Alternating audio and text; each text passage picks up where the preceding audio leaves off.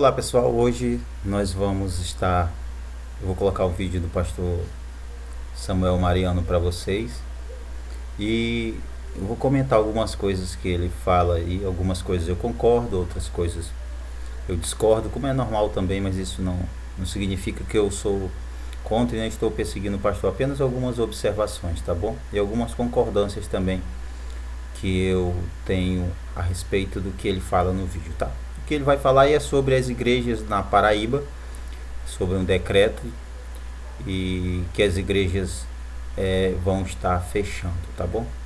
Vamos ver aqui o vídeo e eu vou comentando, tá? Meus irmãos, a paz do Senhor.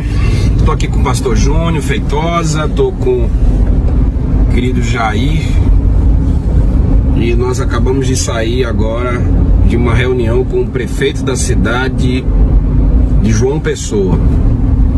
Nessa reunião estavam vários pastores de vários segmentos. Na verdade, nem um terço da representatividade de pastores do estado.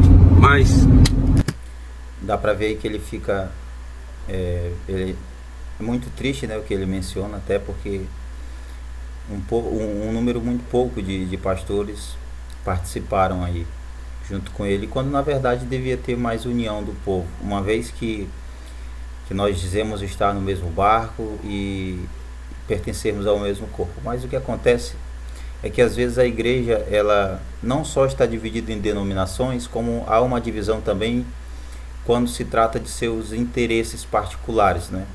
Então muitas igrejas acabam não se unindo quando os interesses são incomuns, quando é para todos, mas querem que muitos outros se unam a elas quando o interesse é apenas elas mesmas, seu crescimento, sua expansão e tudo mais. Um dos erros da igreja é essa divisão realmente, uma divisão que vai além de denominações, mas também de eventos. Nós tratamos os outros irmãos às vezes como se fossem inimigos, só porque a gente discorda de pontos, tem opiniões diferentes ou métodos diferentes de trabalhar. Isso não deveria nos separar. Claro que eu não estou falando daquelas denominações que vendem, que mercadejam o evangelho. Essas denominações são falsas, essas não merecem apoio, pelo contrário. Nós temos que nos rebelar, é até forte falar isso, contra esses falsos ensinos. Mas o que o pastor fala aqui é justamente essa falta de apoio que ele não teve pelos demais colegas, né? Vamos continuar. Estava lá. Bom, foi falado muita coisa e fala pra cá, fala pra ali, fala pra lá, e na verdade é chover no molhado. O que está acontecendo é o seguinte: o governador resolveu fechar as igrejas sem um aviso prévio, sem comunicar com absolutamente ninguém. E o interessante, as igrejas serão fechadas porque pessoas fizeram festinhas de carnaval e a contaminação foi muito grande e tal, e a igreja agora vai pagar pelo carnaval que ela não fez.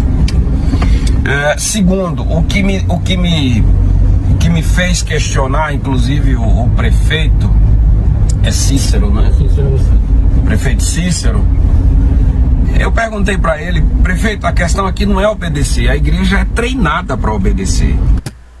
É interessante esse ponto que ele levanta aí, quando ele diz a igreja é treinada para obedecer, e deve ser realmente isso.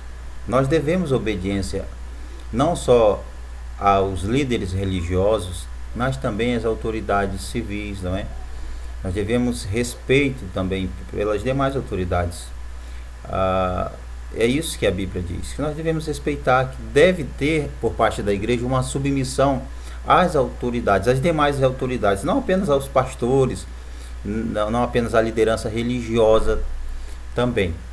Então a igreja deve sim obedecer. O problema é que muitos não sabem quando obedecer ou sobre o que obedecer, não é? A nossa obediência a qualquer que seja a liderança, qualquer que seja a lei que seja imposta, ela sempre tem um limite, esse limite é até onde não fere os princípios bíblicos. Desde que a lei que foi colocada, ou que será colocada, desde que o decreto lançado, ele não fira nenhum de nossos princípios bíblicos, não obrigue alguém a agir de forma que vá cometer um erro, um pecado, que vá brincar, zombar ou ferir alguma norma, algum mandamento, algum ensinamento, algum princípio bíblico, não tem problema nenhum, não há mal nenhum em nos submetermos a esse decreto. Confira o que ele vai dizer mais aí. Se precisa de um tempo em casa para que o vírus e tal, que esse negócio aí que até agora ninguém consegue provar muita coisa. Se é preciso um tempo em casa, fechar os templos, eu também concordo. Não há mal nenhum. O problema é que os líderes ensinam os seus membros ou os seus liderados apenas a cultuarem a Deus entre quatro paredes. E quando vem uma pandemia dessas, ninguém sabe o que fazer. Fica todo mundo perdido, porque são acostumados a cultuar a Deus, a orar a Deus, a ler até a sua Bíblia, e quando lê, apenas no templo.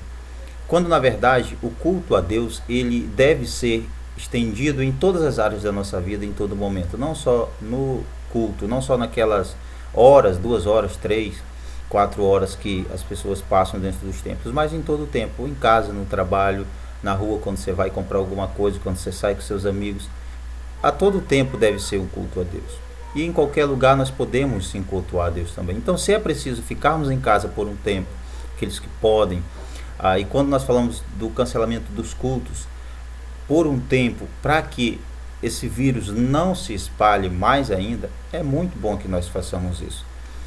O que eu discordo apenas é que ele falou que é uma coisa que ninguém consegue provar, e na verdade não é nenhuma discordância. Eu não vou nem comentar esse ponto, porque eu não entendi o que ele quis falar quando ele disse que é uma coisa que ninguém consegue provar muita coisa. Então eu não sei muito bem o que ele quis falar, então esse ponto eu não vou nem comentar. Mas é um decreto? Tudo bem. Vamos fechar? Beleza. Mas a questão é, bares ficam abertos, tá lá no decreto, bar tá aberto.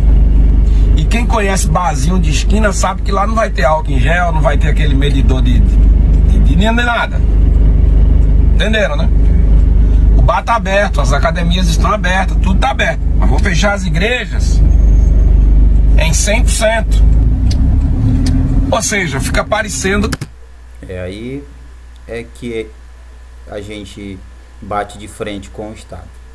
No momento em que fecham apenas as igrejas e deixam outros locais que também podem contribuir para o aumento ou crescimento dos infectados pelo vírus, a gente tem a impressão de que há uma certa perseguição, não é? Quando fecha apenas a igreja e bares e outros locais permanecem abertos na pandemia, tá?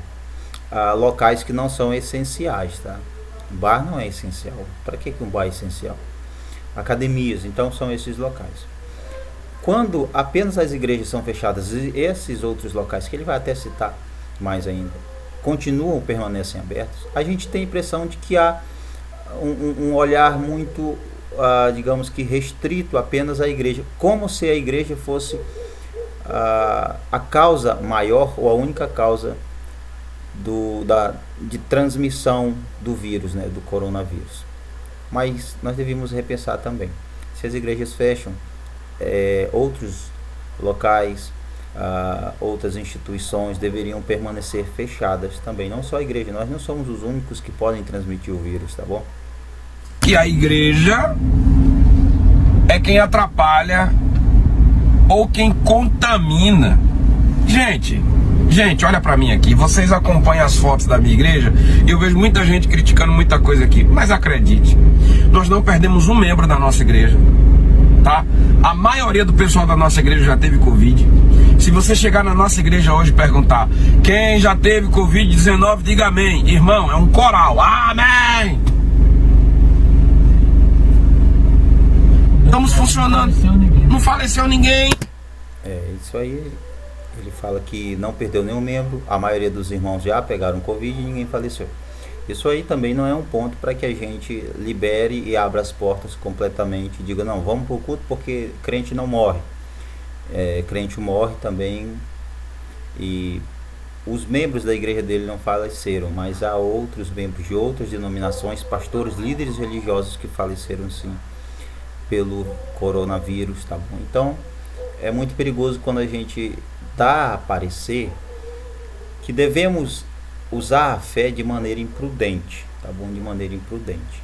Então, nesse ponto aí eu discordo. Se o que está sendo dito é que podemos retomar aos cultos, que a gente não vai morrer. Eu acredito que não foi bem isso que ele quis falar, mas para que alguém que vai entender errado não entenda, não é porque a gente pegou o Covid que não morreu, que todo mundo pode continuar indo aos templos, não. Pode ser que na segunda ou na terceira você acabe morrendo, você tem que entender isso também. E evangélicos morrem, pastores morrem, nós também somos seres humanos e somos vulneráveis a qualquer que seja o vírus. Estamos lá, prosseguindo, trabalhando, todo mês. Esse mês agora, nós distribuímos para o Estado.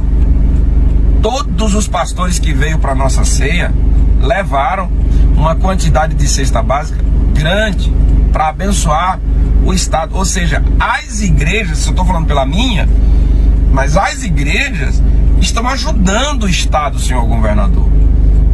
Esse é o papel da igreja também para com a sociedade. Contribuir da maneira que for possível para o bem da sociedade, não apenas do rebanho, mas também daqueles que estão necessitando de ajuda, precisando de auxílio, de socorro, de mantimentos, de dinheiro, de alimentos. A igreja também deve manter sempre essas obras sociais também, não é? Isso faz parte do reino de Deus, isso faz parte da obra de Deus também. Isso é muito bom. As igrejas não estão atrapalhando. As igrejas estão socorrendo pessoas com fobia, depressão, síndrome do pânico. Por causa dessa avassaladora divulgação. E agora tinha uma divulgação aí para ser divulgada. Tomara que não seja divulgada, prefeito. Terror. Aquilo ali é plantar terror. Espalhar na cidade de João Pessoa a seguinte frase: seu pai pode não voltar da UTI. Ó, pra aí. Depois isso sobra pra quem? Depois isso vai sobrar pra quem, gente? Realmente há aquele exagero às vezes por parte da mídia, pelas divulgações. Não é por aí também, não é? A realidade é uma. Pode ser que alguém que pegue não morra, mas pode ser que outra pessoa contaminada pelo Covid vá morrer. Então essa é uma realidade que todo mundo tem que ter noção. A gente tem que ter noção disso. De que, embora eu me curei de alguma forma, vamos lá colocar assim, ou fui curado do Covid na primeira vez que fui infectado, pode ser que da segunda não escape. Ou pode ser que escape da segunda, não da terceira. Então essa é a realidade, gente. Nós não podemos brincar. Muita gente está morrendo sim com Covid. Nós não podemos gerar pânico, além do que já foi gerado.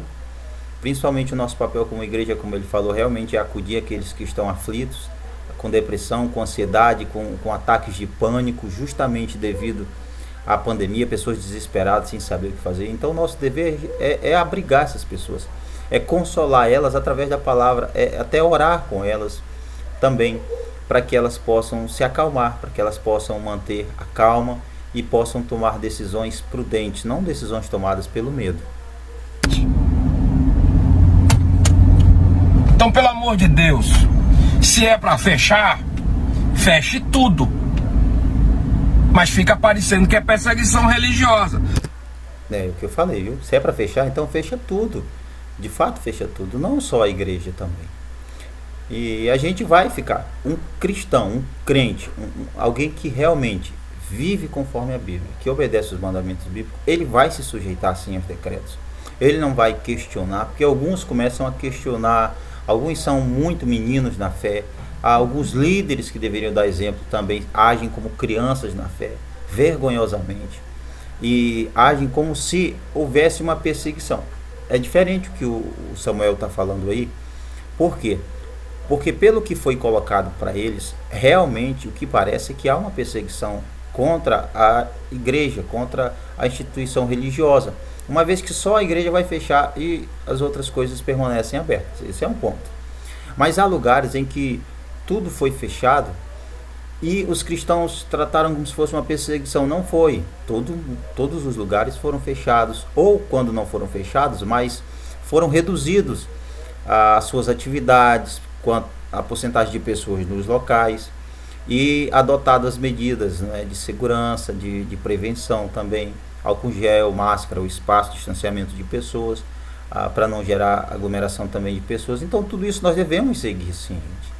Nós devemos seguir. Nós temos que lembrar que culto a Deus não é apenas em quatro paredes. É muito simples, ou aliás, eu tento até não colocar uma palavra muito forte, mas é muita criancice, eu vou usar só essa, é muita criancice reduzir o culto a Deus a 1h30, 2 horas apenas dentro de um prédio. Não quer dizer nada. Qual o problema de vocês com a igreja, hein? Qual é o problema do governador do estado da Paraíba com a igreja? Por que não fala logo? Porque se um bar fica aberto com a mesma quantidade de gente que tem dentro da igreja ou mais, e tá tudo certo e uma igreja não pode, tem alguma coisa errada aí, tá? Então vamos repensar esse negócio. Mas não tem problema não. Não tem problema não, fique tranquilo. Pode ficar sossegado.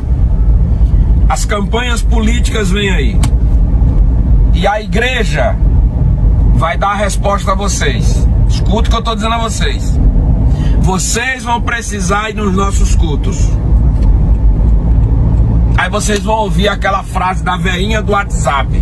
Não vai não. Viu? A gente vai aprender a não receber vocês em época de campanha política.